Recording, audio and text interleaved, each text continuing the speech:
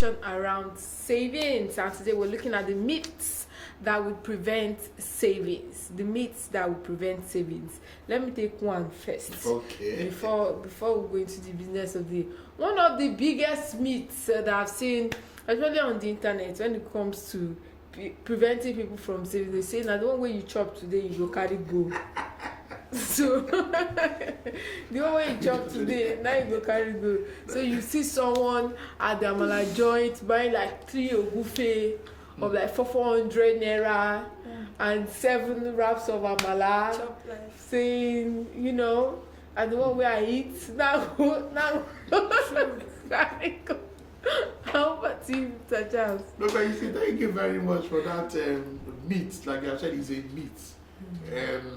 I'm not even surprised. I've seen it several times. I remember a particular time I was in a platform talking like this about this, and somebody said, "Well, just what you have said." He said, Oga, it is the one. But when I said pay yourself first, he was thinking that pay yourself first is the one he buys food for himself and he's eating like you have said, And I told him, no. That food you have bought, you paid somebody for that food. Somebody made profit from that food. So you have not paid yourself. You have paid that Mama Basira. Is it Mama Basira? Or is it what they call that? Is the Sudere, that Amala Shita. You have paid that woman there. You didn't pay yourself. That is it. And he didn't really understand until we had to explain to him. So that pay yourself is the money you set aside. You don't touch it, you save it for your future. So that's a myth. Yes, that's a very good myth. Another myth we have here today is I want to start saving with a large sum of money. We have seen that is not correct. What is the reality? If you are waiting to have a large amount of money to start saving, you may never start. You may never start. So little drops of water makes a mighty ocean. I always say saving is an habit that we can cultivate, Another myth again is I shall start saving after my next increment, bonus or promotion. Yeah, this is usually from workers. Okay, when I get my next promotion, that money they pay me, I'll start saving from there. What is the reality? Expenses rise to meet income. If you do not implement a savings plan at your present income, the chances are you will not save even when you are making much more. Saving is a matter of habits. Like I promised, before this week runs out, I will bring out something on habits, and all of us will see it and we'll look at it whether that habit is actually something we can do. So saving is a matter of habits. Just like any other habit you can cultivate, we can cultivate that savings culture, that savings habits. Any habits, if you decide that you want to cultivate, you can, just like smoking, drinking, addiction, these are habits we can cultivate with just less than 3 weeks. Start anything, be consistent for 3 weeks, it becomes part of you. It becomes part of you. Whether it's a good habit or it's a bad habit, it becomes part of you. And it becomes difficult for you to stop it. So why not use it to cultivate good habits? Okay, that is another myth. Another myth again is there is no way to reduce my expenses and save. Is that popular? True. It's a myth. What's the reality? Take yourself for example. Can you reduce your expenses and save? Even when what we have been told that what you have been given is not even enough to take you home. And yet, experts like Charles are telling you that you can still save. Are they being realistic? Are they being realistic? Of course not. Of course not. But what is the reality? Let us look at it very well. Let me give a practical example. We ran this program, Principle of Financial Planning, Personal Financial Planning, and some officers in a naval establishment told us that this was in Calabar, that's naval base there. and they told us that you guys we'll take you guys to that room. That is not possible for them to save. How can they reduce? And they must go to the mess every day, and they must take 1 or 2 bottles. And of course, not only bottles, something will escort those bottles. And when a younger officer comes, well dressed, and he's saluting you, now you must keep morale high now. You must buy drink for them. That's why they are saluting you.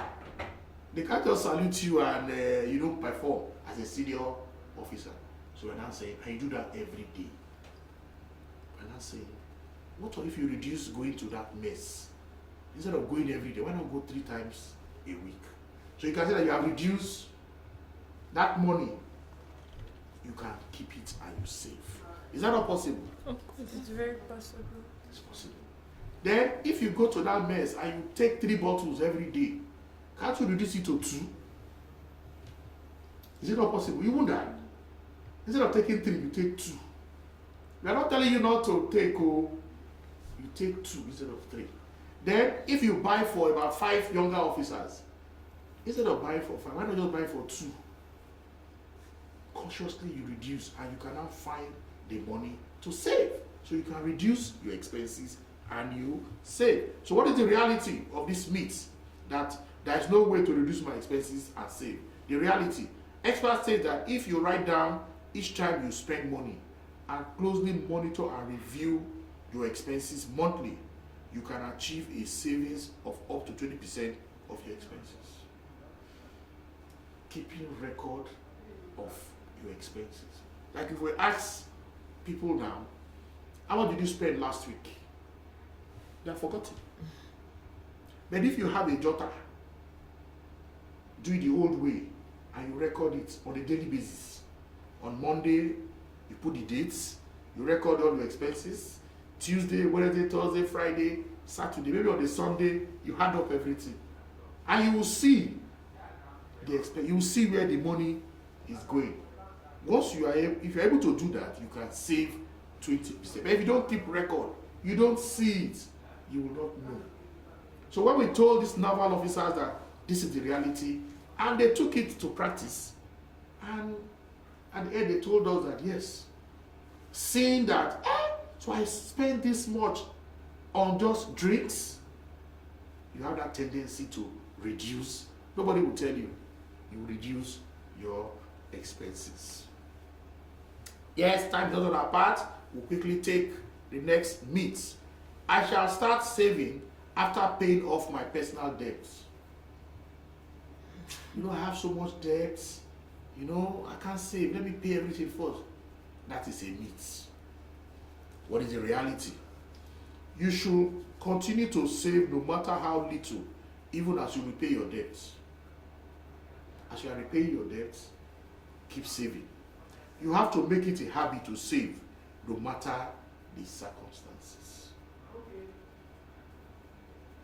No matter the circumstances. Habits. And habit is very powerful. Mm-hmm. You will always create that avenue for that your habits, no matter the circumstances. I don't want to use a negative example. Look at drug addicts. Even though they don't have money, they will always look for a way to get that stuff. They will only look for a way. So habit is very, very powerful. So if we make savings as an habit, no matter the circumstances, we will always look for a way to save, no matter how small it is. Okay, I think this will be the last habit, the last myth we'll be taking. I am young and still have a lot of time to start saving in the future. I'm still a student. I'm still there's enough time for me. When I graduate, I still have a lot of time. That is also a myth. The earlier you start saving, the better for you. Yesterday we talked about entrepreneurship. We've seen students, even while in school, they develop a business. And when they graduate, in fact, while they were still as students in school, they started making money. And then they stop their academics. When they now graduate, they expand the business. and employing their colleagues. In fact, I saw a video somewhere where a young lady who was attending classes, seminars on how to start a small business, she started her business, growing it. Her colleagues didn't know. And when eventually after her youth service, she had to expand the business, she was not doing well, her colleagues now came and they were looking for a job in that same business. And they didn't know she was the managing director. And when they came in there, they saw her, not well dressed, kind of just tidying up the place. And one of them saw her, say, what are you doing here? He said, I just want to clean in this place. They didn't know that she's the owner of the business. So they are waiting for the manager to come and interview them. And one now told her, when she now told them that the manager said I should bring your CV, that he's waiting. I said, no, I can't give you my CV. You this bloody cleaner here. I don't know what you are doing in this place.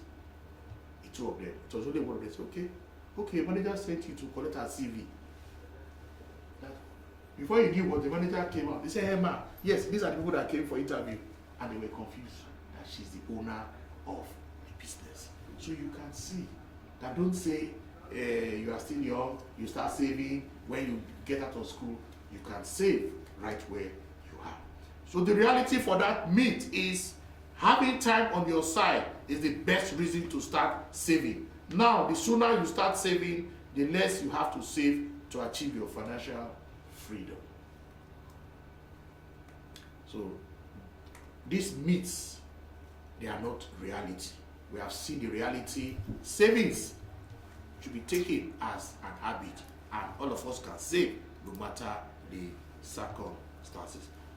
I will close this section with a quote from a lady who has done so much on personal savings, and she said, savings, money is the best deodorant. Thank you. Thank you very much, Mr. Charles, for that lovely segment on the Investors Education series about some of the myths when it comes to savings. Remember, you can catch up on the previous segment, the part 1 of this particular topic on our Facebook page. It's www.facebook.com/Broadstreet Radio. A quick break and we'll go into the health and wellness segment. Yes, the pandemic is back. Well, the pandemic never left. It's just that we all decided to relax. But things are eating up, and why not shed more light on it, because we at Broadstreet were interested in your well-being as well, not just your financial well-being. Of course. Yes, your well-being in